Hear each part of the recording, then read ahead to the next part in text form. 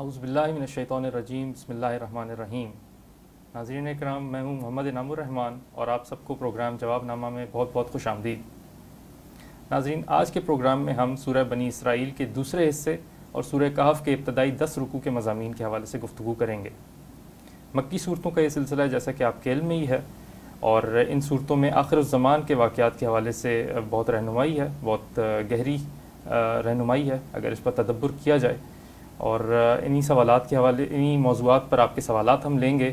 آج ہم سورہ کہف کے مضامین پر بھی گفتگو کریں گے۔ سورہ کہف جیسا کہ ایک عام طور پر مشہور روایت آپ سب کے علم میں ہے، نبی صلی اللہ علیہ وسلم نے فرمایا کہ جو شخص سورہ کہف کی جمعے کے دن تلاوت کرے گا وہ دجال کے فتنے سے محفوظ رہے گا۔ تو اب اس سورہ مبارکہ میں ایسا کیا ہے کہ جو کہ دجال کے فتنے سے انسان کو محفوظ کرتی ہے، جو کہ نوع انسانی کے لیے سب سے بڑا فتنہ ہوگا؟ تو ان تمام موضوعات پر آپ کے سوالات ہم لیں گے۔ آپ نے سوالات ہمیں فیس بک کے کمنٹ سیکشن میں پوسٹ کر سکتے ہیں، اور ساتھ ہی ساتھ جو ہماری زوم کی آن لائن کلاس ہے اس میں آپ اپنے سوالات ہمیں ارسال کر سکتے ہیں۔ آپ کے سوالات اور فیڈ بیک ہمیں ضرور دیجیے گا۔ تو چلیے ہم پروگرام کے باقاعدہ آج حصے کی طرف بڑھتے ہیں اور اپنے مہمان جناب خالد محمود عباسی صاحب کو خوش آمدید کہتے ہیں۔ جہاں پر قصہ آدم و ابلیس آیا سورہ بنی اسرائیل میں، وہاں پر اللہ نے فرمایا کہ وَاسْتَفْزِزْ مَنِ اسْتَطَعْتَ مِنْهُمْ بِصَوْتِكَ، اور آپ نے دورہ ترجمہ میں یہ کہا ہے کہ شیطان کی آواز سے مراد موسیقی ہے۔ تو یہ بتائیے کہ اگر ایسا ہی ہے تو پھر یہ بھی تو آیا ہے کہ قرآن مجید اچھے لحن سے پڑھنا چاہیے، تو اچھے لحن سے پڑھنا اور موسیقی، اس میں ذرا ڈیفرینشیٹ کر دیں، کیا فرق ہے؟ میرا خیال ہے میں نے وہاں بھی کر دیا تھا، اگر نہیں کیا تو تیزی میں رہ گیا ہوگا۔ اچھا، کہ اچھی آواز اللہ تعالیٰ نے اگر کسی انسان کو دی ہے تو وہ اس کا اگر تلاوت قرآن میں یا اللہ کی کتابوں کی اس ریسائٹ میں استعمال کرتا ہے تو اس میں کوئی حرج نہیں ہے۔ جیسے قرآن مجید میں حضرت داؤد علیہ السلام کے آواز کا ذکر ہے اور لخن داؤدی مشہور ہے جی۔ اصل میں اس میں دو چیزیں ہیں جو پیش نظر رہنی چاہیے۔ ایک تو یہ ہے کہ مزامیر کا استعمال، آلات موسیقی کا استعمال صحیح، اور وہ جو ہے اس سے پھر وہ یقیناً اس میں خرابی آ جاتی ہے، اس سے اجتناب کی بات ہے۔ اور دوسرا یہ ہے کہ آپ کو اچھی آواز دی ہے تو اچھی آواز سے پھر دونوں قسم کے کام ہو سکتے ہیں۔ اگر اللہ تعالیٰ نے جو حمد کے ترانے دیے ہیں وہ بھی اللہ پہ جا سکتے ہیں، اور یہ بات ہمارے سامنے آ چکی ہے کہ یہ جو ہے نا شیطان بھی زخرف القول غرورا وہی کرتا ہے، ان الشیاطین لیوخون الی اولیاءہم، اور یوخی بعضهم الی بعض زخرف القول غرورا۔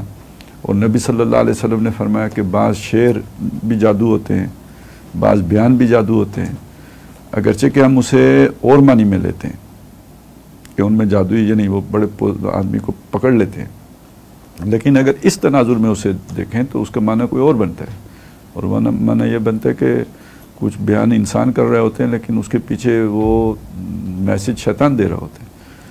تو اسی طرح اب اگر آپ دیکھیں کہ آپ جو کلام پڑھ رہے ہیں یا جو بھی آپ کے جو اشعار آپ موسیقی کے انداز میں، اگرچہ کہ اس میں آلات موسیقی استعمال نہیں کر رہے ہیں، آپ اپنا وہی نیچرل جو بھی اللہ تعالیٰ نے آپ کے گلے میں رکھا ہے حسن وہی استعمال کر رہے ہیں، تو اگر وہ جو کانٹینٹ آپ اس میں استعمال کر رہے ہیں وہ شیطانی قسم کا ہے یا اس طرح کے خیالات کو ابھارنے والا ہے، تو اس کو بھی یہ تو نہیں کہہ سکتے کہ یہ کوئی شیطان کی آواز نہیں ہے۔ تو اس لیے اس میں بھی جو آپ کی نیچرل بھی ہے اس کو بھی جو ہے نا ایک اعصاب میں رکھنا، یعنی چوائس کانٹینٹ کی کرنا اچھی، اور اللہ کی کتابوں کو پڑھنا اس میں وہ اور چیز ہو جائے گی، اور دوسرے کلام پڑھنا اور چیز ہو جائے گی۔ تیسری چیز ہے اس میں بھی تصنع بمعنی ریاضت، یعنی لہن میں تصنع، ہاں بمعنی ریاضت۔ آپ کو اللہ نے ایک نیچرلی اچھی آواز دے دی، اب نے آپ اس کو پالش کیا ہے ریاضت کر کے، صحیح، تو میرا خیال ہے یہ پسندیدہ نہیں ہے۔ اچھا، کیونکہ جب وہ تصنع اس میں آ جائے گا، اسی لیے میرا وہ جو ہے نا تجوید کے بھی بارے میں تکلف نہیں ہونا چاہیے اس میں۔ تو ایک تکلف کا معنی وہی ہے، ٹھیک ہے، جو کہ لگ رہا ہو کہ بندہ بڑا آ کر کے کر رہا ہے تو وہ تو چلیں برا لگتا ہے، ہر کسی کو برا لگتا ہے، لیکن تصنع بمعنی ریاضت، یہ بھی سورہ کہف کے آخر میں جو مضمون آیا ہے تو اس میں اس کی بھی ممانعت کی جھلک معلوم ہوتی ہے کہ وَهُمْ يَحْسَبُونَ أَنَّهُمْ يُحْسِنُونَ صُنْعًا، یہ بھی آپ کے لیے ایک دام فریب بن جاتا ہے کہ آپ یہ سمجھ رہے ہوتے ہیں میں نے بڑا کاریگری کی ہے، بڑا اچھا کام کیا ہے، بڑی بہترین کام کیا ہے، جبکہ آپ اس میں گم ہو گئے ہوتے ہو. اب آپ لیٹر پہ اتنا فوکس ہو گئے ہوتے ہو کہ آپ اس کی اسپرٹ پہ نہیں جا سکتے، اس کے معنی پہ نہیں جا سکتے، اس کے مفہوم میں نہیں جا سکتے. وہ آپ پر اترے گا کیسے؟ آپ تو سارا اس کے ظاہر میں گم ہو گئے ہو. یعنی کہ پھر وہ حلق سے نیچے نہیں اترتا؟ میں یہ نہیں کہتا اترتا یا نہیں اترتا، میں سوال کھڑا کر رہا ہوں کہ آپ کی اگر ساری اٹینشن اس کے لفظ پہ چلی گئی ہے، اس کے اخراج پہ چلی گئی ہے، نکالنے پہ چلی گئی ہے، اور اس میں سنا آ گئی ہے، تو وہ آپ کو پکڑ لے گی، اور وہ رکاوٹ بن جا رہی ہے اس چیز کے کہ وہ پیغام آپ کے ضمیر تک پہنچ سکے، وہ آپ کے دل میں اتر سکے. صحیح. میں کوئی مطلب وہ ایسے حتمی بات نہیں کر رہا ہوں، میں ایک بات خطرہ آپ کے سامنے رکھ رہا ہوں. لیکن سر مزامیر کی جو آپ نے بات کی، یعنی آلات کی، تو کچھ آلات سے تو ہمارے ایسے صوفیاء بھی ہیں جو کہ قوالی پڑھنے کے قائل ہیں، مزامیر کے ساتھ قوالی کے. ویسے مجھے تو جو کتاب و سنت سے معلوم ہے وہ نبی حجت ہوتا ہے، صوفی حجت نہیں ہوتا.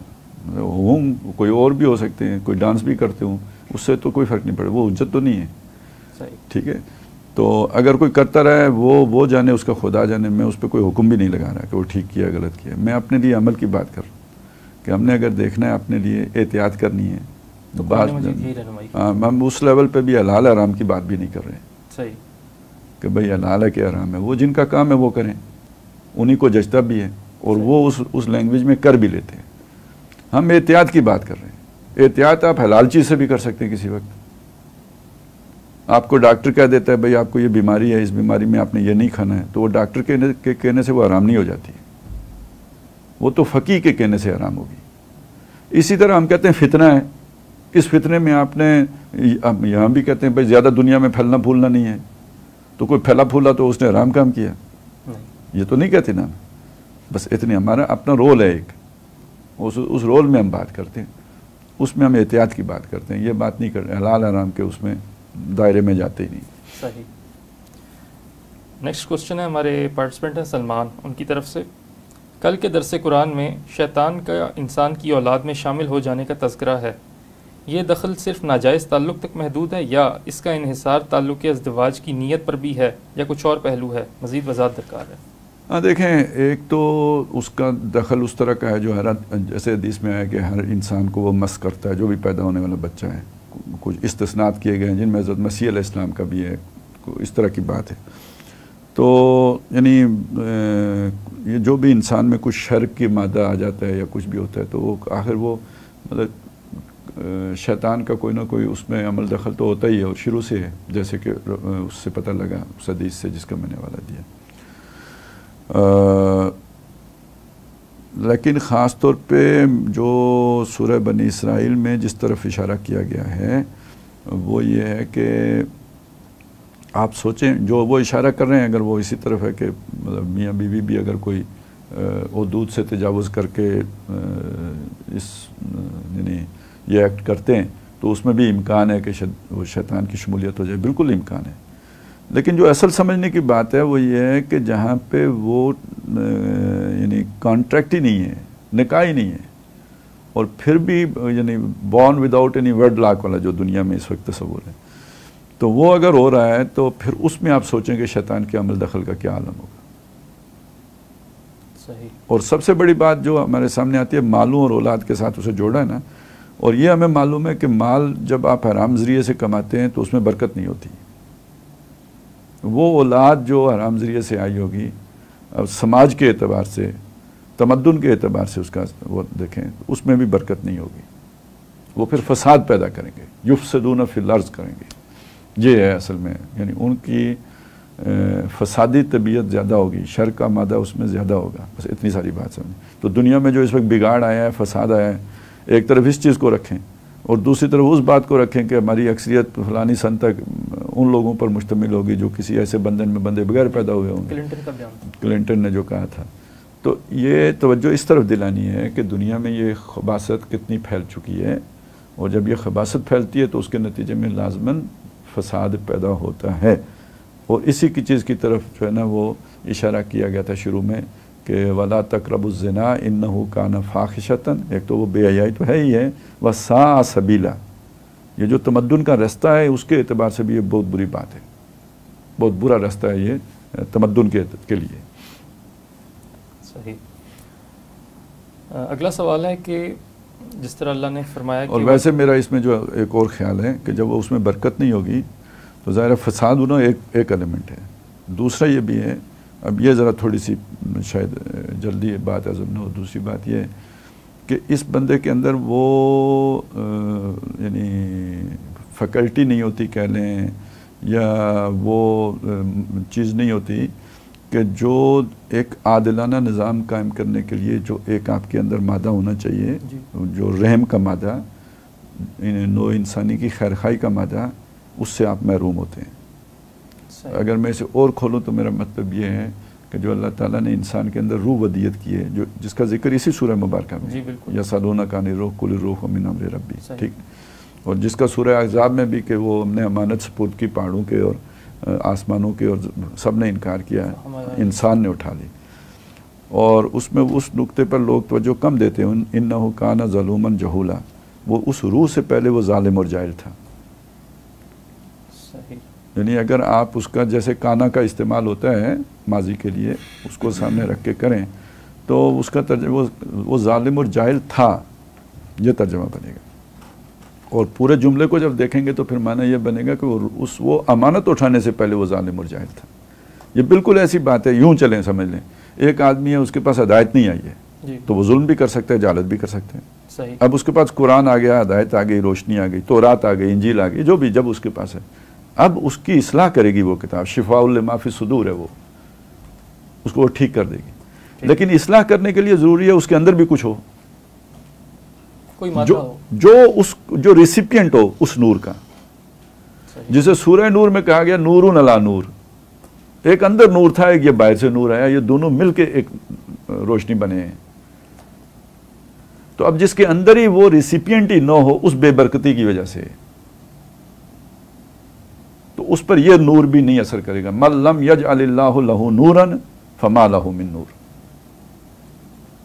ٹھیک، تو اگر آپ یہاں تک اس مضمون کو لے کے جاتے ہیں تو پھر اس بے برکتی کا اندازہ لگائیں جو اس اولاد میں ہوگی۔ اور شیطان کیوں اسے پروموٹ کرے گا؟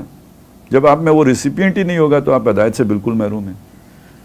جو آج ایک کانسپریسی تھیوری یہ بھی تو آ رہی ہے نا کہ جی آپ کے اندر جو ایک وہ خدائی جینز ہے وہ نکالنے کے لیے ویکسین پلا رہے ہیں آپ کو، ٹھیک ہے، خیر کا جو جین ہے وہ نکالنے کے لیے باتیں ہو رہی ہیں اس طرح، یہ باتیں یہ ہماری طرف سے نہیں ہو رہی، کرسچنز کی طرف سے ہو رہی ہیں، ٹھیک ہے۔ اور یہ ہے کہ اب کوئی ڈی این اے میں بھی ایسی تبدیلی کا سوچ رہے ہیں کہ بھئی جس کے ذریعے سے یہ اس طرح کے جو بھی انسان کا ضمیر جسے ہم کہتے ہیں جو نفس لوامہ ہے وہ ختم ہو جائے۔ تو اگر آج سائنٹیفکلی آپ یہاں تک سوچ رہے ہیں، یا چلیں آپ کو خیال آ گیا یا وہم ہو گیا، وسوسہ آ گیا اس کا، تو شیطان یہ نہیں سوچے گا پہلے سے کہ بھئی میں اس میں کیسے، اگر یہ فرض کریں اس بے نکاح تہذیب کے نتیجے میں یہ چیز پیدا ہو رہی ہے تو وہ کیوں نہیں اس پر لے کے جائے گا۔ صحیح۔ اور اس نے پہلے دن سے ہی کام یہیں سے شروع کیا بھئی یہ فحاشی پھیلانے والا، تاکہ وہ اس طرف انسان آئے۔ صحیح۔ خالد صاحب اگلا سوال ہے کہ وہ جو آیت ہے وَلَوْلَا أَن ثَبَّتْنَاكَ، تو یہ بتائیے کہ ایک دائی کے لیے اپنے موقف پر جم جانا کس قدر ضروری ہے؟ جیسے ہم نے سورہ توبہ میں بھی پڑھا وَلْيَجِدُوا فِيكُمْ غِلْظَةً، تو اس حوالے سے آپ کیا کہیں گے ایک دائی کے لیے کتنا ضروری ہے؟ اصل میں جب وہ جمع ہوا نہیں ہے نا تو اپنی دعوت کا خود سب سے بڑا دشمن ہے۔ یہ کوئی ایک جگہ نہیں ہے، ان الذین قالوا ربنا اللہ ثم استقاموا، جنہوں نے کہا ہمارا رب اللہ، پھر جم گئے، پھر اس پہ ڈٹ گئے۔ یہ جو دوسرے کو تنگ تو بہت کرتی ہے آپ کی ریجیڈیٹی، جب آپ کسی شے کے ساتھ چمک جائیں اور کوئی جو ہے نا مطلب وہ اس موقف سے انحراف کرنے کے لیے تیار نہ ہوں، تو آپ کے خلاف بڑا اچھا پروپیگنڈا ہوتا ہے کہ بہت ضدی آدمی ہے، اور جو بھی آ کے اس مسئلے پر آپ سے بات کرتا ہے اسے لگتا ہے یار اس میں تو انگلی دسانے کی جگہ ہی نہیں ہے، تو اس کو بھی لگتا ہے ضدی آدمی ہے۔ اور پھر یہ بھی کہ ریجڈ ہے، سخت گیر ہے، شدت پسند ہے۔ یہ ہر سچے دائی کے اوپر یہ الزام اس کا مغالطہ مدعوین کو ہو جاتا ہے مخالفین پروپیگنڈا کرتے ہیں، معاندین پروپیگنڈا کرتے ہیں یہ والا، اور جو آپ کو سننے والے ہیں ان پر اس کا مغالطہ اثر کر جاتا ہے کہ ہاں واقعی ان کے اندر ضد کا اور سختی کا اور سخت گیری کا ایلیمنٹ ہے۔ لیکن ایک عاقل عادل آدمی، سمجھدار آدمی کے لیے یہی آپ کے سچے اور کھرے ہونے کی علامت ہے، آپ یکسو ہیں۔ جو ابراہیم علیہ السلام کا آتا ہے نا، حنیف تھے وہ، آپ اپنے نظریے پر کوئی کمپرومائز کرنے کے لیے تیار نہیں، یہ آپ کی سنسیریٹی کی بھی علامت ہے۔ صحیح۔ تو جب آپ لوگوں کے دباؤ کے نتیجے میں اپنے نظریے پر کمپرومائز کرنے کے لیے تیار ہو جاتے ہیں تو اس کا مطلب یہ ہے کہ آپ اپنے نظریے، آپ کی اپنی کمٹمنٹ کے اوپر سوالیہ نشان لگ جاتے ہیں، اور یہ بڑا نقصان ہے۔ ٹھیک ہے، میں نے پہلے تو میں آپ کو وہ بات بتا رہا تھا۔ دوسرا یہ ہے کہ یہ کمپرومائز جب ہو جاتا ہے ایک دفعہ تو اس کی کوئی انتہا نہیں ہوتی کہ یہ بس ایک دفعہ ہو گیا تو یہاں رک جائے گا، یہ بڑھتا ہی جاتا ہے، یہ بڑھتا ہی جاتا ہے، یہ ڈکلائن ہے جو پاتال تک جاتا ہے۔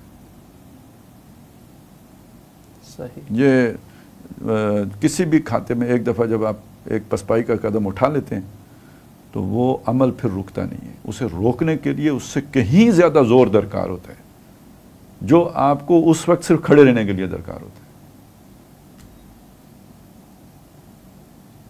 اور اتنا زور اب آپ میں کہاں سے وہ ایمان آئے گا کہ جب آپ ایک دفعہ پسپا ہو گئے تو جو آپ کو اس سے چگنا زیادہ زور دے کے واپس اس جگہ پہ لے کے جائے، یہ تو لہذا آپ پھر پیچھے ہی جائیں گے، رول بیک ہی ہوگا۔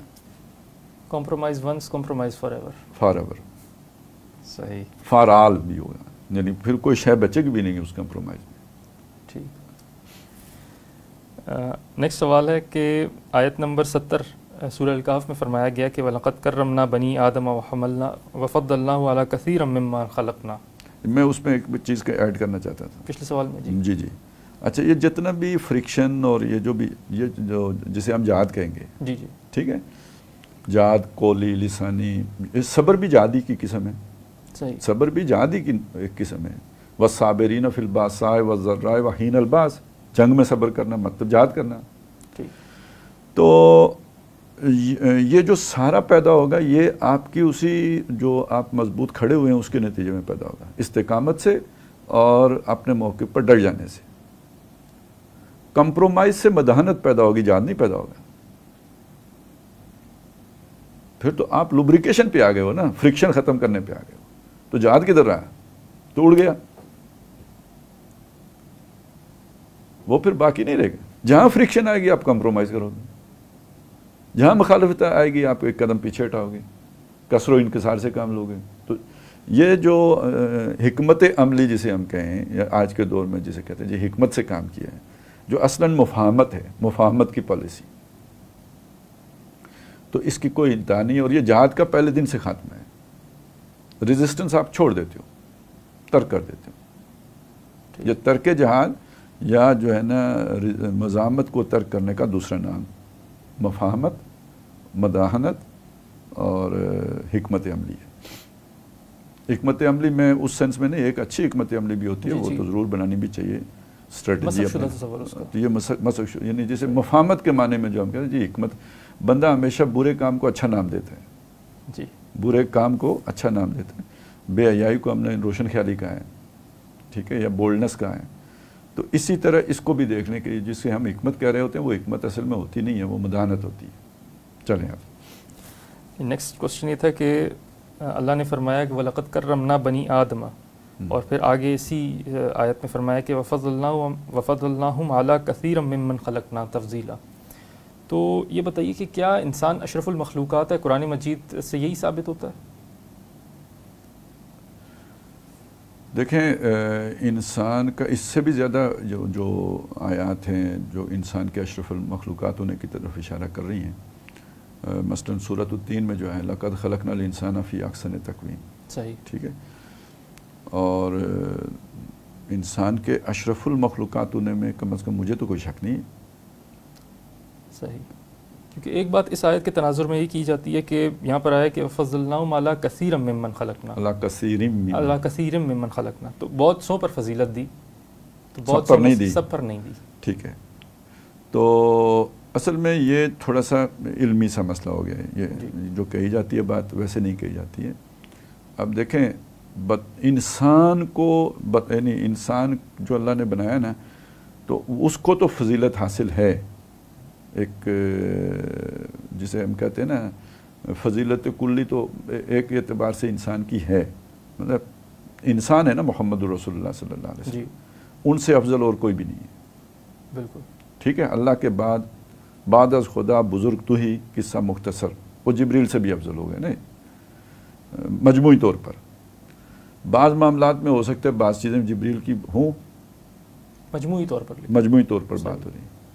اچھا لیکن اب میں یا آپ ہم بھی جبریل سے افضل ہیں؟ نہیں. تو اس معنی میں یہ نہیں مطلب کہ سارے انسان سارے فرشتوں سے افضل ہو گئے ہیں. صحیح. تو اس حد تک بات وہ جو آپ کہہ رہے ہیں اس کی گنجائش نکلتی ہے. ایسا نہیں ہے کہ ہر انسان سارے فرشتوں سے افضل ہے, لیکن اگر ایک انسان بھی سارے فرشتوں سے افضل ہو گیا تو انسان کی شرف تو ثابت ہو گیا نا. صحیح. کہ بنی آدم کا ایک فرد تمام بنی ملائک سے یا جو بھی ملائک سے, وہ تو کسی کے بیٹے بیٹیاں نہیں ہیں, ملائکہ سے سب سے آگے نکل گیا, تو انسان کی فضیلت تو ثابت ہوگی. ٹھیک. اسی سورہ کہف اور ویسے جو میری سمجھ میں آئی وہ یہ کہ انبیاء جتنے بھی ہیں وہ ملائکہ سے افضل ہی ہیں. صحیح. خالد صاحب, ایک طالب قرآن کے لیے جو قرآن مجید کا ایک اسٹوڈنٹ ہے اس کے لیے نماز کی کیا اہمیت ہے؟ کیونکہ یہیں پر آیا کہ وَمِنَ اللَّيْلِ فَتَهَجَّدْ بِهِ, اور پھر اس سے پہلے آیا کہ إِنَّ قُرْآنَ الْفَجْرِ كَانَ مَشْهُودًا. تو یہ بتائیے ان کا آپس میں کیا تعلق ہے؟ اچھا خیر دیکھیں, قرآن مجید کا طالب علم جو ہے ایک جو قرآن سے ہدایت چاہتا ہے, علم چاہتا ہے, تو وہ اس کے لیے کوئی نہ نماز اور ایمان کی بھی ضرورت نہیں ہے. شیطان بھی قرآن سے بہت سارا علم حاصل کر سکتے ہیں, وہ کرتے ہیں, مطلب وہ فائدہ اٹھاتے ہیں. ظاہر اللہ کا کلام ہے, لیکن جسے علم نافع چاہیے, علم نافع چاہیے, جسے حقیقت کا علم چاہیے, تو یعنی اس کے لیے تو یوں سمجھ لیجئے نا کہ نماز تو خیر پھر عام بات ہو جائے گی, کیونکہ آپ نے جو اشارہ کیا وہ فتحجد بھی اس کے ساتھ ہی آ جائے گا. اس کے لیے تو ایک درجے میں آپ کو نا یہ خود ایک ریاضت کا کام ہے. قرآن مجید سے شفا لینا, قرآن مجید سے ہدایت لینا, قرآن مجید سے حقیقت تک پہنچنا, یہ خود ایک ریاضت کا کام ہے. اسی لیے تو باقی ریاضتوں سے کٹنے کی ضرورت ہے, یکسو ہونے کی ضرورت ہے. تو اس میں آپ صرف یہ سمجھیں کہ آپ جو ہے نا تفسیریں پڑھ کے آپ کو مل جائے گا, یا کوئی 2-4 گھنٹے نکالنے سے مل جائے گا, یہ نہیں ہوتا جی. مطلب اس کو امام بنا کے ملتا ہے. صحیح. امام وہ ہوتا ہے جس کے پیچھے آپ, یعنی ارسل مرشد بنانا پڑتا ہے اس کو, صحیح والا مرشد. اسی کے ساتھ آپ کی زندگی گھومنی چاہیے. تو اس زندگی کو اس کے ساتھ گھمانے کے لیے آپ کے لیے یہ نمازوں کا نظام بنایا گیا ہے. اور نمازیں ہیں اس میں سارا قرآن ہی ہے. آپ کھڑے ہوتے ہیں, سورہ فاتحہ پڑھتے ہیں, قرآن ہے, آگے سورت ملاتے ہیں, قرآن ہے, رکوع میں جاتے ہیں تو وہ بھی امتثال امر ہوتا ہے قرآن ہی کا کہ سبح اسم ربک العظیم. آپ سجدے میں جاتے ہیں, وہ بھی وہی ہے سبحان ربی الاعلیٰ, وہ جو سبح اسم ربک الاعلیٰ کا وہ اس پر عمل ہو رہا ہوتا ہے. سارا قرآن ہی ہے جو آپ کر رہے ہوتے ہیں. صحیح. ٹھیک ہے. اور اب اگلی بات یہ ہے کہ آپ نے وہ جو جب میں نے کہا آپ نے وظیفہ بنانا ہوتا ہے اس کو, آپ کا وظیفہ ہے قرآن, آپ کے لیے یہ جو ہے نا امام ہے, تو اب آپ نے ہدایت بھی لینی ہے تو پھر آپ نے راتوں کو کھڑے ہو کے پڑھنا ہوگا اسے. کچھ تو کرنا پڑے گا نا آپ کو. اور وہ بھی اس کے لیے تو پھر علیحدہ آ گیا نا ورتل القرآن ترتیلا, سورہ مزمل میں جو سورہ مزمل میں ہے نا. صحیح. ٹھیک ہے, تھوڑے عرصہ رہا, اس میں تخفیف ہو گئی, لیکن ہر آدمی کے لیے وہ تھوڑا عرصہ کوئی تو ہونا چاہیے نا. اور اس میں سوچئے اس کی پڑھنے کا طریقہ بالکل مختلف ہے. وہ مجھے نہیں اندازہ کہ لوگوں کو اس کا, اکثر تہجد پڑھنے والوں کو بھی اس کا شعور ہوگا یا نہیں ہوگا. وہ ہے یہ ترتیل علیحدہ چیز ہے, تلاوت کو ترتیل نہیں کہتے. اچھا, ان میں بھی فرق ہے. بالکل, ترتیل ایک بالکل مختلف ہے. اس کا آپ اندازہ لگائیں، اس سے لگائیں کہ کہا گیا جی آپ رات، آدھی رات، 1 تائی رات، 2 تائی رات کھڑے ہوں، اور اس وقت تک میرا خیال ہے سارا قرآن مجید جو نازل ہوا تھا جمع کریں تو شاید کتنا بنے گا، 3-4 رکوع بنے گے، پاؤ ایک ہی بنے گا. صحیح. تو پاؤ قرآن نہیں، پاؤ پارا. جی جی ٹھیک. بالکل. تو آپ آدھی رات کو پاؤ پارا کیسے، کس طرح پڑھیں گے؟ یا 2 تائی رات آپ کھڑے رہے ہو، آپ نے پاؤ پارا پڑھنا ہے، کس طرح پڑھیں گے؟ ہم تو 10 منٹ میں، بلکہ اس سے بھی کم میں پڑھ لیتے ہیں. یار لوگ 20 منٹ میں پارا پڑھ لیتے ہیں. ٹھیک ہے، ایک عام آدمی کی پیس کی بات. چلیں. تو کہنے کا مطلب یہ ہے کہ یہاں جو بات ہو رہی ہے یہ ہے ترتیل، ٹھہر ٹھہر کر، مڑ مڑ کے، اسی کو ریپیٹ کر کر کے. یہ جیسے کوئی شیٹ، جیسے آپ مسلسل ہٹ کرتے رہتے ہیں، کیل کو وہ اندر ٹھوکتی رہتی ہے، اس طرح اس کو اندر اتارنے والی بات ہے نا. اور کھڑے ہو کے، نماز میں کھڑے ہو کے. ترتیل آپ نے یہ رک رک کے پڑھا ہے بیٹھ کے چارپائی پہ، یہ ترتیل نہیں ہے. ترتیل نماز میں ہی ہے. یہ بھی اس کی شرط ہے کہ آپ نماز میں کھڑے ہو کے جو پڑھیں گے. ٹھیک ہے، یہ تو کامن ہے، یہ سب کو پتہ ہے کہ ترتیل نماز میں ہوگی. اگلی بات یہ ہے کہ اس کو ٹھہر ٹھہر کے، رک رک کے، سوچ سوچ کے، مڑ مڑ کے اس کو پڑھیں پڑھیں پڑھیں پڑھیں. اسی لیے میں نے کہا یہ ریاضت ہے. تو اب آپ کو اپنا قرآن ملے گا نا. پہلے تو آپ لوگوں کا قرآن پڑھ رہے تھے نا، جو آپ تفسیر پڑھ رہے تھے، جو آپ نے ترجمہ پڑھا، جو کچھ بھی کیا، وہ لوگوں کی اینک سے یا لوگوں کی آنکھ سے پڑھ رہے تھے. اسی کو جو اقبال نے کہا ہے کہ تیرے ضمیر پر جب تک نہ ہو نزول کتاب. جی، ضمیر پہ تو اسی طرح نزول کتاب ہوگا. صحیح. چلیں، تو اب آپ اس سے نماز کی اہمیت کا اندازہ لگائیں. یعنی یہ بالکل ایسے جیسے زکوٰۃ ہے، 2.5% دینی ہے صاحب نصاب کو. یہ مطلوب کیا ہے؟ آپ صاحب نصاب ہوئی نا، کل الاف. تو یہ ٹو سٹارٹ ود ہے.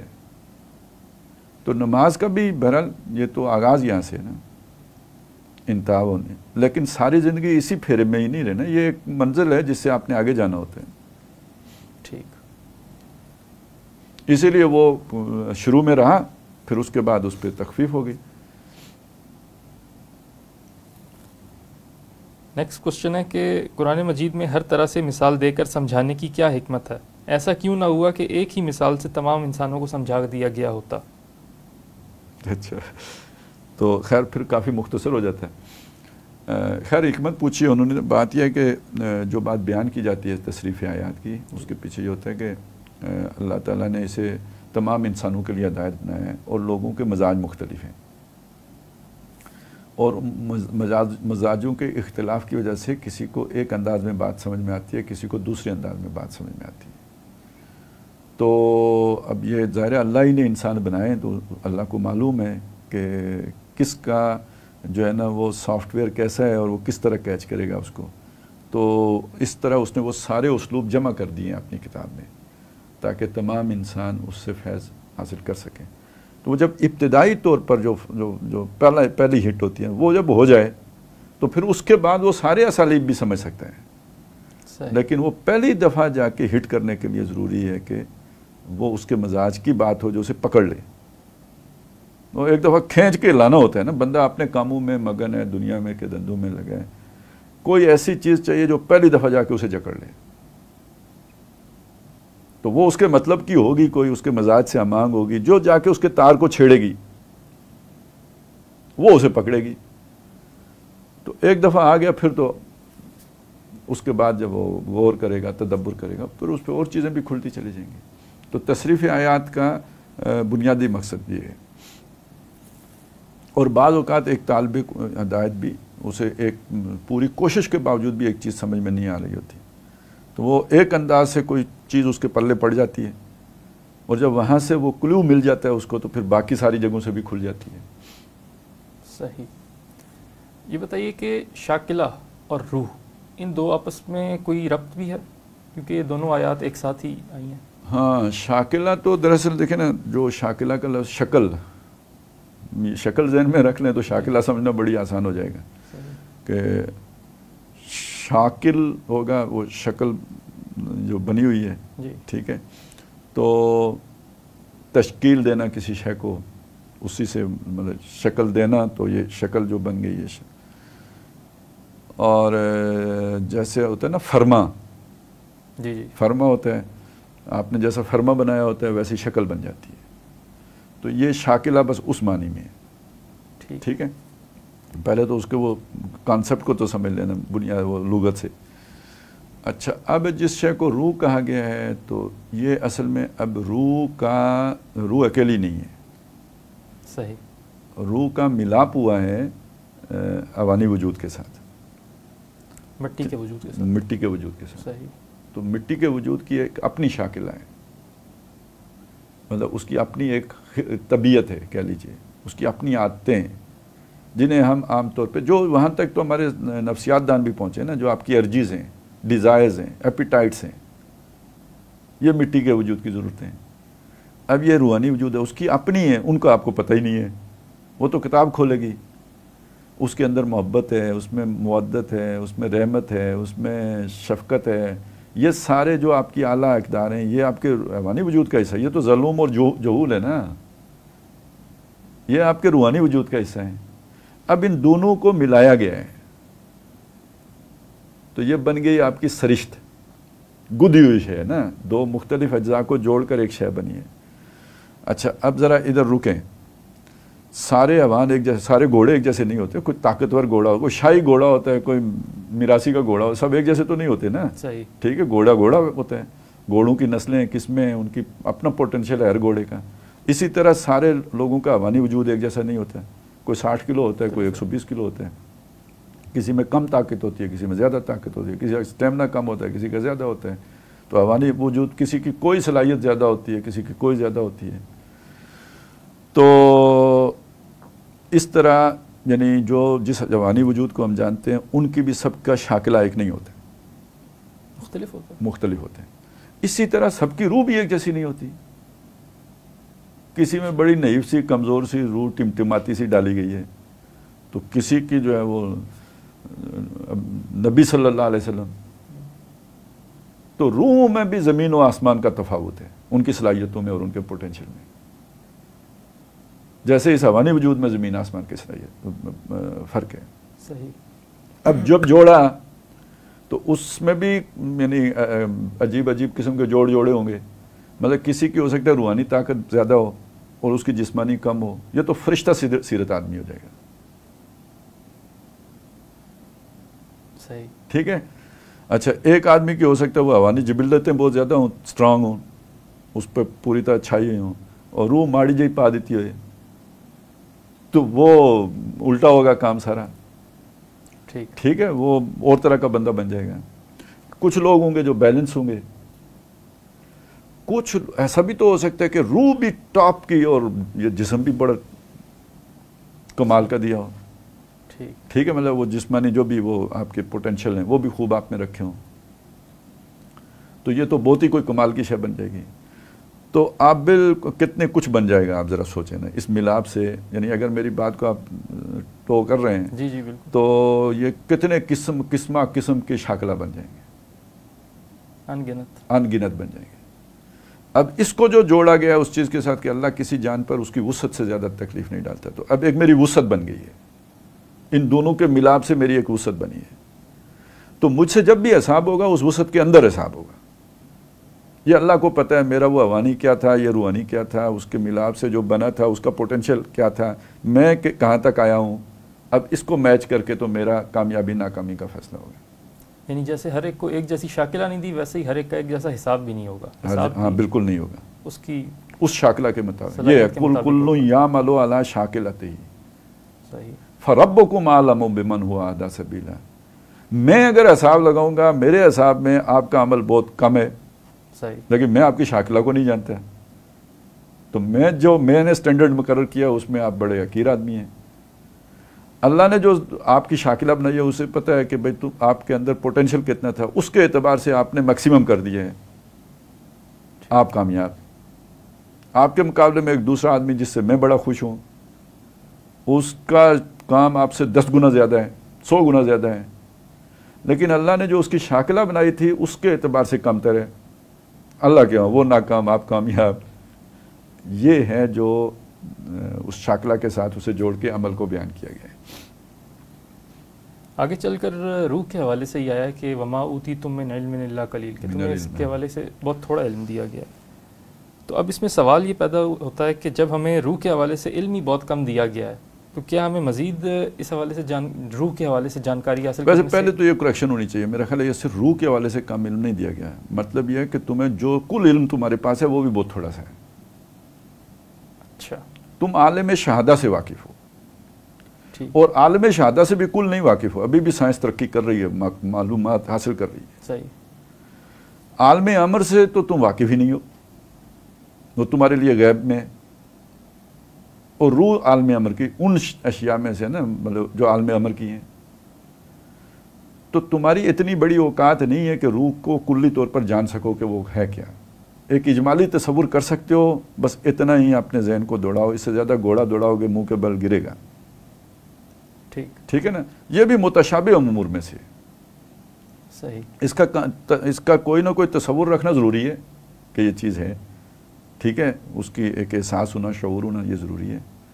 اس کی ٹو میں پڑ جانا، اس کے پیچھے لگ جانا، اس تک پہنچنا، یہ پھر وہ ہے جو ہم نے سورہ آل عمران میں پڑھا تھا، آیات محکمات، آیات متشابہات۔ صحیح۔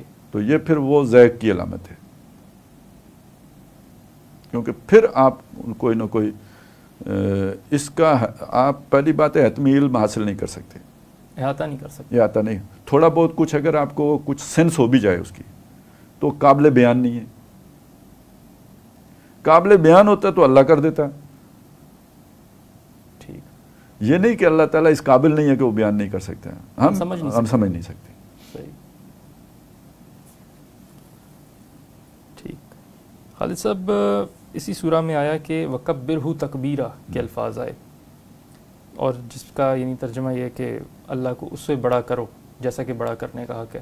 تو اب اس میں ایک سوال یہ پیدا ہوتا ہے ذہن میں کہ یعنی میں ایک 5 یا 6 فٹ کا آدمی، اللہ رب العالمین جو کہ پوری کائنات کا رب ہے، اسے میں اس کی کبریائی میں کتنا اضافہ کر سکتا ہوں؟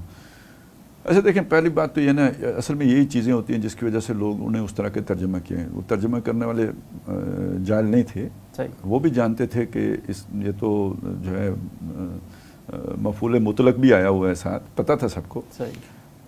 مسئلہ یہی ہوتا ہے کہ بھائی وہ بڑا ہے تو ہم نے کیا بڑا کرنا ہے، ٹھیک ہے؟ اس لیے انہوں نے کہا آپ بڑائی بیان ہی کر سکتے ہو نا، تو سب نے وہ والا ترجمہ کیا، بڑائی بیان کرو، ٹھیک ہے؟ لہذا اس ترجمے کی بھی وجہ سمجھ ہونی چاہیے کہ جس نے کیا ہے کیوں کیا، اس نے کوئی بدنیتی سے نہیں کیا اور بے علمی یا جہالت سے نہیں کیا، جو ان ساری چیزوں کو سامنے رکھ کے وہ ترجمہ کیا گیا۔ باقی جس چیز کے اوپر ہم زور دیتے ہیں وہ کیوں دیتے ہیں کہ بھئی ایک ہمارا بہرحال چھوٹا سا دائرہ ہے یار، ایک انسانوں کی ہے، ویسے تو کل کائنات اللہ ہی کا حکم چلتا ہے، صحیح ہے، وَلَهُ أَسْلَمَ مَنْ فِي السَّمَاوَاتِ وَالْأَرْضِ، سب کے سب اسی کے فرما بردار ہیں، حکم بردار ہیں۔ تو وہ کتنا کچھ ہے کائنات کو ذرا ذہن میں لے کے ہیں، اور اس میں اس زمین کو لے کے ہیں، قابل شمار بھی نہیں رہتی، ٹھیک ہے؟ کائنات کے اعتبار سے زمین تنکے جتنی بھی نہیں رہتی، اور پھر اس میں انسان کو، تو اس میں زمین کے اوپر بھی دیکھیں ہر شے اللہ کے حکم کے پابند ہے، پتا پتا، بوٹا بوٹا، ذرہ ذرہ، ہر شے اللہ کے حکم کے پابند ہے، چرند پرند ہر اللہ کے، جو اللہ نے ان کا بنا دی پروگرامنگ جو کر دی اس سے باہر نہیں جاتے۔ باقی رہ گیا انسان زمین کے اوپر، پہلے کائنات کے مقابلے میں زمین کے اوپر تمام اشراط الارض سارے، اس میں انسان ایک مخلوق، کتنی سی مخلوق ہے وہ۔ پھر اب انسان کی باڈی کو لے لیں، اس کی آنکھیں، اس کا دوران خون، اس کی جسم، ہر شے اللہ کے قبضے میں ہے۔ پتہ نہیں وہ اختیار والا کھانا ہے کتنا سا انسان کے اندر جتنا پوری کائنات میں زمین ہے اتنا بھی شاید انسان کے اندر وہ اختیار والی جگہ نہیں ہے، ٹھیک ہے؟ تو یہ جو کہا گیا اللہ کو بڑا کرو، بس اس جگہ پہ بڑا کرنا ہے جو اپنا دائرہ اختیار ہے، وہ جو اپنا دائرہ اختیار ہے، صحیح۔ باقی اللہ بڑا ہے، باقی جتنا جہاں جہاں وہ بڑا، ویسا بڑا اپنے یہاں بھی کر دو اس کو، اتنی ساری بات۔ ٹھیک، اصحاب کہف کے قصے میں ہم دیکھتے ہیں کہ وہ جنہوں نے اس وقت کلمہ حق کہا وہ نوجوان تھے، اور اسی طرح سے جو ہم پہلے پڑھ آئے سورہ یونس میں غالباً کہ حضرت موسیٰ علیہ السلام کے ماننے والے، وہ بھی اس میں آیا کہ فما آمن لموسیٰ الا ذریۃ من قومہ، تو ان پر بھی نوجوان ہی ایمان لائے. تو اب سوال اس میں یہ ہے کہ ہر دعوت حق پر نوجوان کیوں سب سے پہلے ابراہیم علیہ السلام بھی، جی ابراہیم علیہ السلام بھی، وہ بھی مثال بھی ہے اس میں. جو تو نوجوان کیوں ہر دعوت حق پر سب سے پہلے لبیک کر پر اس پر، بلکہ اس میں ایڈ کر لیں نبی صلی اللہ علیہ وسلم پر بھی جو زیادہ تر جو ابتدا میں آیا. ہاں بالکل. تو اس کی وجہ یہی بیان کی جاتی ہے نا کہ جو جیسے ابراہیم علیہ السلام کے واقعی میں آگے جا کے ہم پڑھ لیں گے کہ وہ قوم کو جب سمجھ آ گئی تو اس کے بعد اپنے الٹے ہو گئے اپنے سروں پر. مطلب یہ کہ انہوں نے اپنے جو بھی چودراہٹیں تھیں یا مفادات تھے وہ انہوں نے ان کے پاؤں پکڑ لی، وہ پاؤں کی بیڑیاں بن گئی. تو جب آدمی معاشرے میں ایک عمر گزار چکا ہوتا ہے 30 35 40 سال سے اوپر گزر جاتا ہے تو وہ معاشرے میں دھنس چکا ہوتا ہے. اب اس نے وہاں پہ اپنی جگہ بنا لی ہوتی ہے، محنت کر کے بنی ہوتی ہے وہ جگہ. ٹھیک ہے. اب اس سارے اسٹرکچر کو توڑ کر تو اس نئی دعوت جو ایک نیا اسٹرکچر کھڑا کرنے کی دعوت ہے، اس کی طرف مڑنا ان بندوں کے لیے اتنا آسان نہیں ہوتا. انقلابی دعوت کی طرف، جی انقلابی دعوت ہی ہوتی ہے وہ، ظاہر ہے روایت شکن دعوت ہوتی ہے نبیوں کی. تو جبکہ نوجوان تو ابھی جناب تازہ وارد ہوئے ہوتے ہیں، ان کی وہ سلیٹ ابھی صاف ہوتی ہے، ان کے پاؤں میں ابھی کوئی ایسے بندھن نہیں ہوتے. تو اس وجہ سے وہ اس دعوت کی طرف جب انہیں اپیل کرتی ہے تو کوئی رکاوٹ نہیں ہوتی قبول کرنے میں. اپیل سب کو کر جاتی ہے لیکن باقیوں کے لیے رکاوٹیں ہوتی ہیں، اسٹرکچر کی رکاوٹیں ہوتی ہیں. یہ ابھی اسٹرکچر میں پھنسے نہیں ہوتے اس لیے یہ آزاد ہوتے ہیں. تو یہ اس دعوت پہ لبیک کہہ جاتے ہیں. صحیح. ہر تبدیلی کی دعوت کو سب سے پہلے آج کی اصطلاح استعمال کریں تو قوم یوتھ ہی لبیک کہتی ہے اس پر. لیکن پھر اگلا سوال اسی سے جنریٹ ہوتا ہے کہ ان کو پھر صحیح گائیڈنس کہاں سے مل سکتی ہے؟ کیونکہ جو آپ نے ابھی مثال دیا تو اس کا تو نتیجہ ہم نے دیکھ لیا. ہاں. اور یہ ہم نے پاکستان میں اصل میں دیکھیں اب یہ جیسے ہوتے ہیں نا پری ایمپٹیو میئرز لینے ہوتے ہیں نا آپ نے اپنے ایگزسٹنگ سسٹم کو بچانے کے لیے. ٹھیک ہے. اب جب آپ نے پری ایمپٹیو میئرز لینے ہیں تو سب سے پہلے خطرات کو انالائز کرنا ہے نا، کہاں سے خطرہ ہے. جی. تو پوٹینشیل تو یوتھ میں ہے، آپ نے ان کو چینلائز کرنا ہے یا نیوٹرلائز کرنا ہے. تو سب سے بہترین صورت یہ ہوتی ہے کہ ان کو اپنا لیڈر دے دو تاکہ ان کا تبدیلی والا کیڑا مر جائے، جو پاکستان میں ہر 20 سال بعد ہوتا ہے. ہر 10 15 20 سال کے بعد کوئی تحریک نظام مصطفیٰ، کوئی جہاد افغانستان، کوئی جہاد کشمیر، کوئی جو ہے نا روٹی کپڑا مکان، یہ کرتے رہو. ٹھیک ہے. کوئی جناب وہ کیا ہوتی ہے یہ تبدیلی نیا پاکستان، اور کوئی لبیک یا رسول اللہ، بس یوں وہ والے سے یوں گمائی رکھو خطرہ. اچھا یہ دیکھیں اب یہ دنیا میں اس چیز کا وہ ہے نا، وہ ذرا پازیٹیولی کہتے ہیں اس بات کو کہ دنیا میں سب سے زیادہ نوجوان کس ملک میں پایا جاتے ہیں. تو لگتا ہے آپ کا کوئی بڑا جناب تعریف ہو رہی ہے. تعریف نہیں ہو رہی ہے، یہ بھی خطرہ محسوس کیا جا رہا ہوتا ہے، جس کا مطلب اب اس کو نیوٹرلائز کرنا ہے. دنیا میں سب سے زیادہ خیرات دینے والے لوگ کون ہیں؟ یہ اس لیے نہیں ہوتا یہ بڑے اچھے لوگ ہیں، یہ اس لیے ہوتا ہے یہ ساری خیرات مولویوں کو دے دیتے ہیں. لہذا اپنے بندے بھیج کے خیراتی ادارے بنواؤ. صحیح. تاکہ یہ خیرات ادھر نہ جائے، مولویوں کی طرف نہ جائے، یہ ان کاموں میں لگ جائے. تو ذرا تھوڑا سا چیزوں کو شیطان کے نقطہ نظر سے بھی دیکھ لینا چاہیے، اس کو کہاں سے خطرات ہیں اور وہ کیا پلاننگ کرے گا. یعنی کبھی کبھی ابلیس کی مرضی سے شورا مطلب اس وقت آپ کا جو نظام ہے وہ اگر خلافت کا نظام ہوتا ہے تو آپ پھر اور طرح سے دیکھتے نا. صحیح. پرسپیکٹیو الگ ہوتا. بالکل. دیکھنے کا انداز مختلف ہوتا ہے. پھر آپ پری ایمپٹیو میئرز لے رہے ہوتے ہیں کہ فتنے اٹھ رہے ہیں اور میں فتنوں کو روکنے کا دروازہ ہوں. پھر دیکھنے کا انداز یہ ہوتا ہے ابھی آپ کا نظام نہیں، ابھی شیطان کا نظام ہے. اب آپ فتنہ ہے شیطان کی نظر میں، اس نے فتنوں کا دروازہ بننا ہے، روکنا ہے اس نے. تو آپ اس طرح اس کو سوچ کے دیکھیں گے تو تب سمجھ آئے گی کہ دنیا میں ہو کیا رہا ہے. نیکسٹ کوشچن ہے کہ اس سورہ مبارکہ میں آیا کہ وَاصْبِرْ لِنَفْسَكَ مَعَ الَّذِينَ يَدْعُونَ رَبَّهُمْ بِالْغَدَاةِ وَالْعَشِيِّ. اور آگے فرمایا کہ اے نبی آپ اپنے آپ کو ان لوگوں میں ان لوگوں کے درمیان رکھیں. وَلَا تَعْدُ عَيْنَاكَ عَنْهُمْ، ان سے آپ کی آنکھیں جو ہیں ہٹنے نہ پائیں. تو اب سوال اس میں یہ ہے کہ ایک دینی جماعت، اس کے کیڈرز کی بنیاد کس بنیادوں پر ہونا چاہیے، استوار ہونی چاہیے؟ وہ شروع میں ہم نے ایک بات کی تھی، نظریے کے ساتھ وابستگی. صحیح. وہ لوگ جو کمپرومائز نہ کرتے، کوئی ٹیمپٹیشن، کوئی تھریٹ، کوئی اس طرح کی چیز انہیں ان کے موقف سے ہٹا نہ سکے. یہی مطلب ہے عیسائی کا. ٹھیک. یعنی ظاہر ہے آپ کا اللہ سے وہ مضبوط صبح و شام والا تعلق ہوگا تو آپ اس پہ استقامت کا مظاہرہ کر سکیں گے نا. ٹھیک ہے. تو اب اس پہ مارے کھا رہے ہیں، جو بھی کر رہے ہیں، جڑے ہوئے ہیں، آپ بس انہی کے ساتھ اپنے آپ کو جوڑ کے رکھیں. اب لیڈر کا اصل میں سب سے بڑا اس کے لیے ٹیمپٹیشن کیا ہوتی ہے؟ ہر آدمی کے لیے ٹیمپٹیشن ہے نا. جیسے ایوان کے لیے ایک ٹیمپٹیشن ہے، اسے جب کہیں گھاس نظر آئے گی تو وہ رسی توڑ کے بھاگے گا گھاس کی طرف. صحیح. ٹھیک ہے. وہ اس کی ٹیمپٹیشن، وہ شے جس کی طرف بندہ بے لگام ہو کے جائے، اندھا دھند جائے، یا اس کے پھسل کے اس کی طرف جانے کا امکان پیدا ہو جائے گا. ذرا سی غفلت ہوئی تو اس طرف چلے جائے گا. وہ اس کی، ہم اس ٹیمپٹیشن کی بات کر رہے ہیں. تو عام انسان کی ٹیمپٹیشن جو ہوتی ہے، ٹیمپٹیشن ہوتی ہے وہ زن زر زمین، اور جب ہوگا اس طرح کا تو. اور دنیا میں اس میں اضافہ بھی کیا گیا ہے. عام مشہور یہ ہے نا، یہ شیطانی جو بھی وہ ہوتے ہیں طریقہ کار، تو اس میں 3 Ws کا ذکر آتا ہے. صحیح. ویلتھ، وومن، وائن. صحیح. یہ اس کی ٹیمپٹیشن ہے، وہ اس میں ایک دم جائے گا. اب ایک بندے کی ذرا تھوڑی تزکیہ ہو گیا تو وہ تو ان میں سے تو کسی میں نہیں جا رہا. ٹھیک. لیکن اس کا یہ تو مطلب نہیں کہ اس کے سارے امتحانات سے پار ہو گیا. تو لیڈر کی سب سے بڑی ٹیمپٹیشن جو ہوتی ہے وہ اس کی لیڈری کے دائرہ بڑھنا ہوتا ہے. جہاں اسے روم نظر آئے گا کہ اب میرا انفلوئنس وہاں تک جا سکتا ہے، اور وہاں پہ وہ اسی طرح جائے گا جیسے باقی چیزوں پر جاتے ہیں. صحیح. ٹھیک ہے.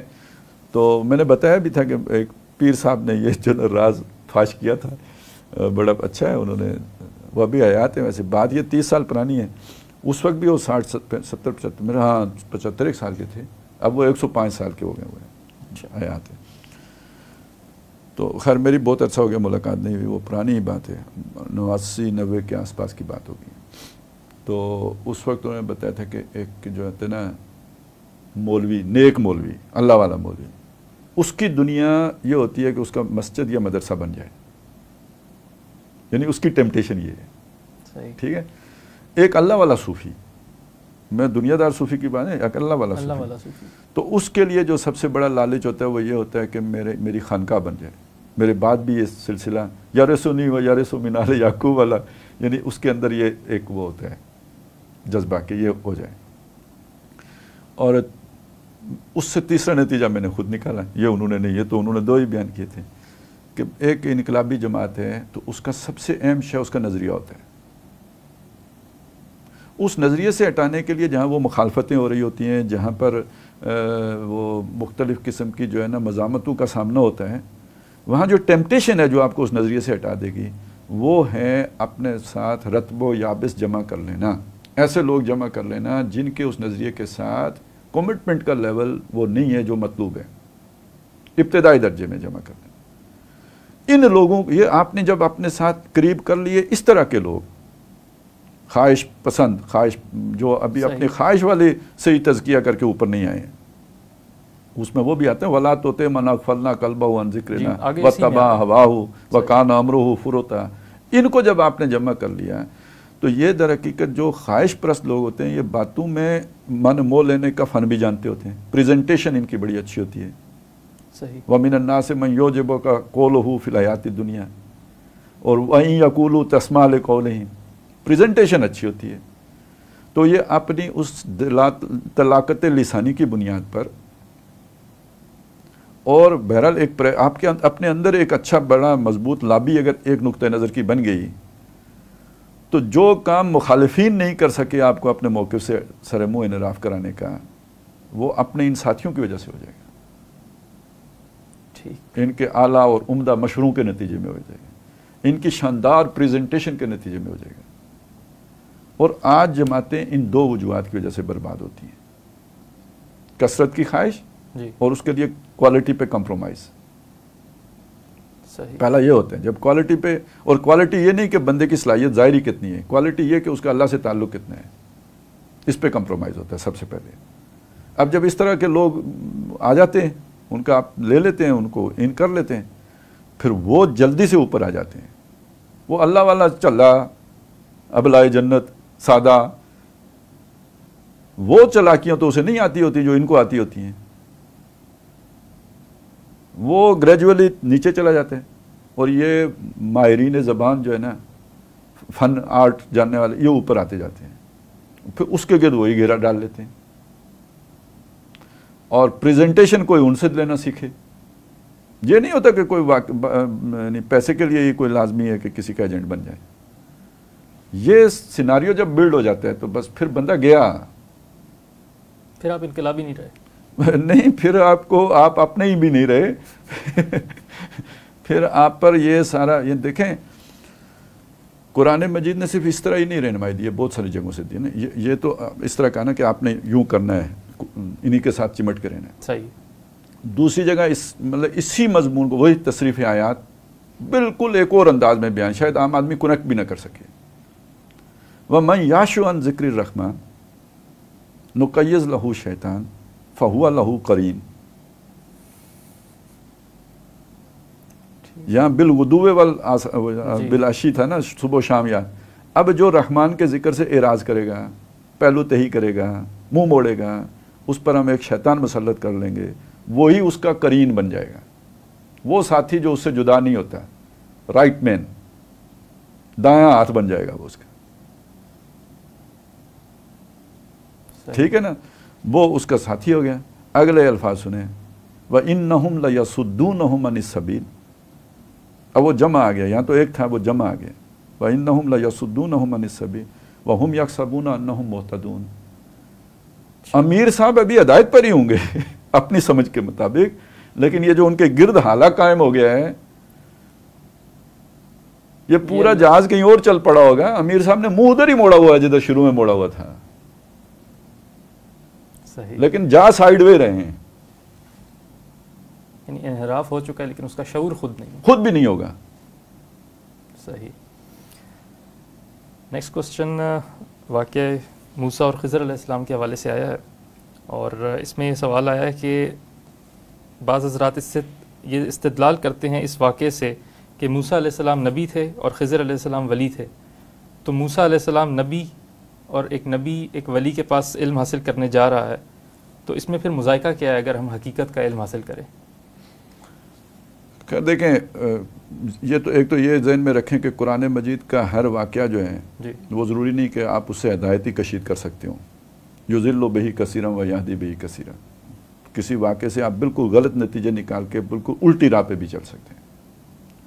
تو جو بھی آپ نے نتیجہ نکالا ہے اسے پورے قرآن کے اس میں رکھ کے تو دیکھ لینا چاہیے کہ میں نے کہیں غلط نتیجہ تو نہیں نکال لیا، جب میں آپ کو اصول دے رہا ہوں. صحیح. ٹھیک ہے.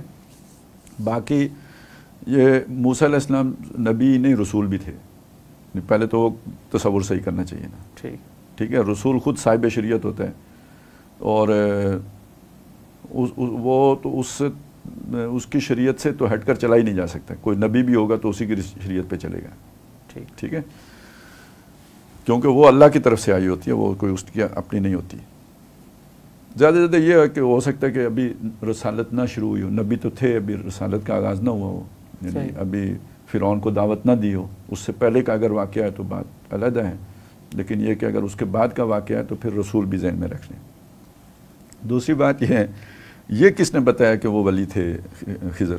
پہلے تو اس کا تعین کریں. یہ کس، چلو موسیٰ علیہ السلام کا تو ہمیں پتہ ہے، پہلے یہ بتائیں کہ وہ خضر ہی تھے، یہ آپ کو کس نے بتایا؟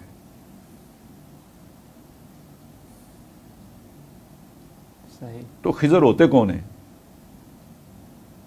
یہ آپ کو کہاں سے تعارف ہوا ہے کہ کوئی ولی ہوتے ہیں، بہت بڑے ہوتے ہیں، وہ کتب ہوتے ہیں یا اوتاد ہوتے ہیں یا کیا ہوتے ہیں؟ پہلے یہ ذرا کتب کی تو تحقیق کر لیں، یہ کیا ہوتے ہیں، ابدال کیا ہوتے ہیں، یہ کدھر سے آپ کو ساری یہ نام ملے؟ تو پہلے تو ان کا ولی ہونا ثابت کریں، ان کا خضر ہونا ثابت کریں، پھر اس کے بعد یہ ثابت کریں کہ موسیٰ علیہ السلام ان کے پاس، ان کو مرشد بنا کے ٹک گئے تھے انہی کے پاس.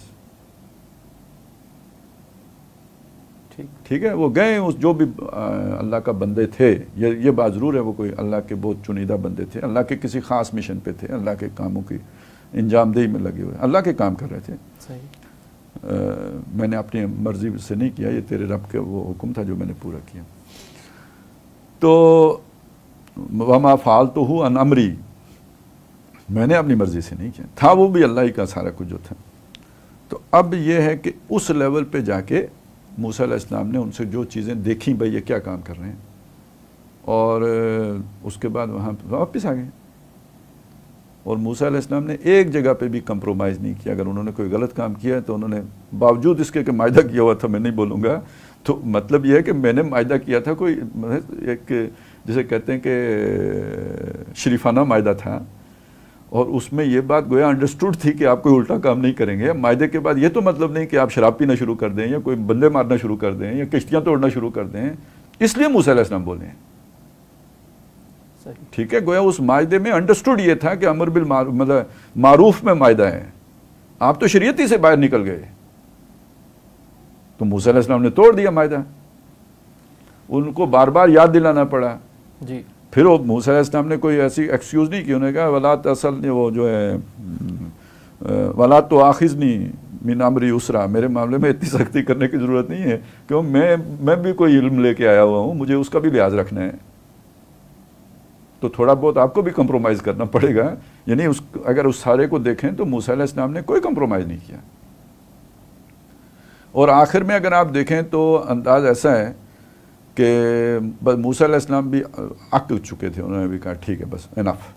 حالانکہ دیوار سیدھا کرنا تو اچھا کام تھا، اس پہ تو نہیں بولنا تھا. صحیح. اور اگر موسیٰ علیہ السلام مزید بھی ساتھ رہنا چاہتے ہوتے تو پھر کہہ دیتے نا غلطی ہو گئی،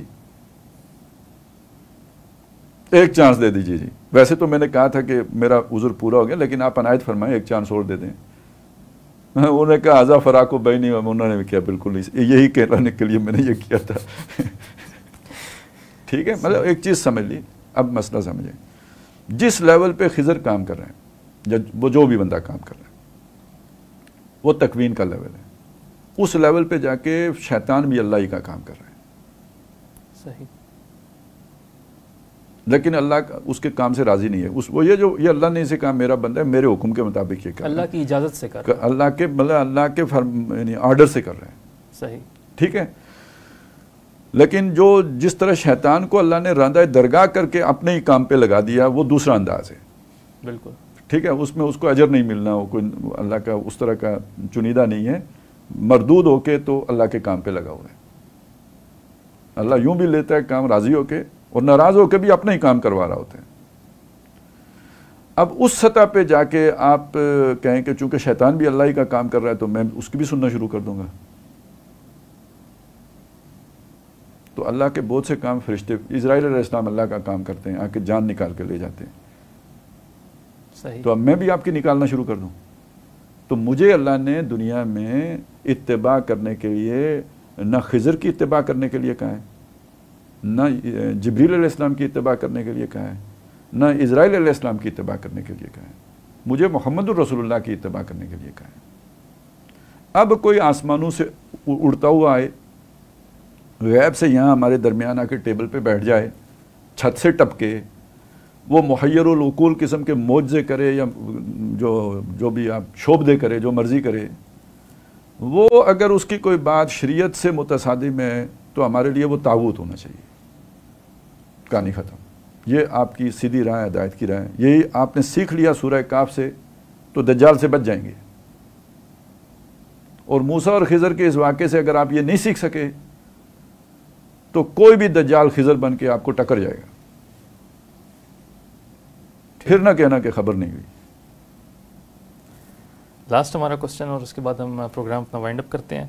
سوال اس میں یہ ہے کہ دجال کا فتنہ، جیسے کہ نبی صلی اللہ علیہ وسلم نے فرمایا کہ نوع انسانی کے لیے سب سے بڑا فتنہ ہوگا تاکہ قیامت تک، تو اس فتنے کا یا اس نام کا، لفظ دجال کا ذکر قرآن میں نہیں ملتا، تو اس کی وضاحت کر دیں. یار اصل میں دیکھیں وہ ٹھیک ہے، دجال ایک لفظ نہیں ملتا ہمیں، بلکہ شاید میرا خیال یہ ہے کہ میں یہی سوچ رہا تھا کہ اس مادے سے کوئی لفظ بھی استعمال نہیں ہوا ہے شاید. جی. کوئی وہ نہیں ہوا. لیکن تصور نہیں ملتا، یہ غلط بات ہوگی. ٹھیک. دجال کا تصور قرآن میں نہیں، یہ غلط بات ہو جائے گی. یہ غرور کا کیا مطلب ہے؟ دجل متاع الغرور، متاع الغرور غرہم باللہ الغرور زخرف القول غرورا. تو جو جہاں جہاں یہ لفظ آیا ہوا ہے تو دجال کے معنی لے لیں اس سے. ٹھیک. تو یہ نہ کہیں کہ یہ تصور ہی نہیں ملتا ہے، یہ تصور قرآن مجید میں رچا بسا ہے. اور سب سے بڑا جو دجل ہے یا غرور ہے وہ دنیا ہے. وَمَا الْحَيَاةُ الدُّنْيَا إِلَّا مَتَاعُ الْغُرُورِ. صحیح. چلیں ہمارے پروگرام کا وقت ختم ہو چکا ہے. ناظرین کرام، آپ کا پروگرام دیکھنے کا بہت بہت شکریہ. کل انشاءاللہ تعالی سورہ کہف کے بقیہ 2 رکوع اور سورہ طٰہٰ اور سورہ مریم کے مضامین کے ساتھ آپ کی خدمت میں حاضر ہوں گے. تب تک کے لیے ہمیں دیجیے اجازت. اللہ حافظ و ناظر.